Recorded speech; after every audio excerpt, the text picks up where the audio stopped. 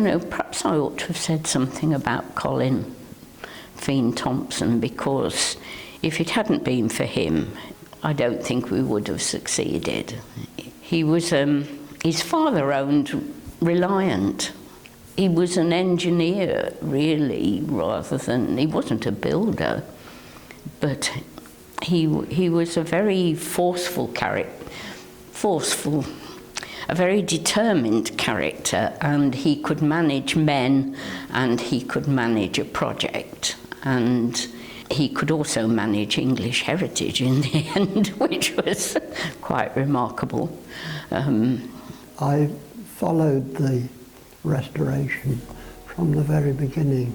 They were a wonderful group, led by a fellow called Colin Feen Thompson,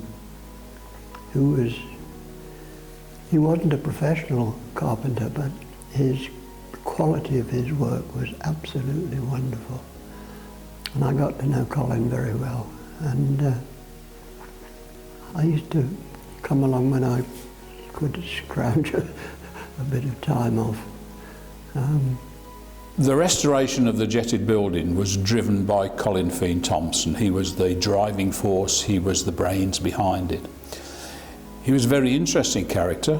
He, as a child, he was the model for the Ovaltine advertisements that became quite famous.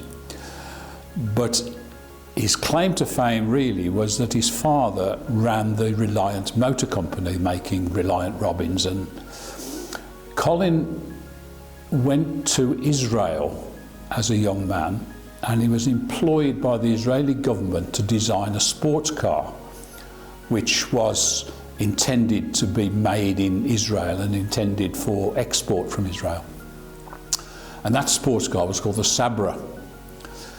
It didn't come to anything, but when Colin came home, he brought the design for the Sabra with him, and it eventually became the Reliant Scimitar, which became quite famous, I think, in the 50s. I remember Princess Anne had one as a celebrity owner of a Reliant Scimitar. And Colin ran a business in Tamworth doing forgings. When he retired, he came here and started to volunteer, and then became the project leader on the jetted building. And frankly, it is all down to him. If Colin wasn't there, that building would probably have collapsed by now.